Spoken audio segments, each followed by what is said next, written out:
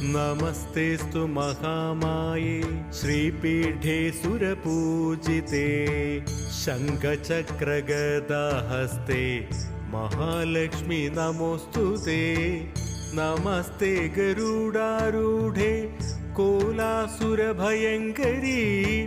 सर्वपापहरे देवी महालक्ष्मी नमोऽस्तुते।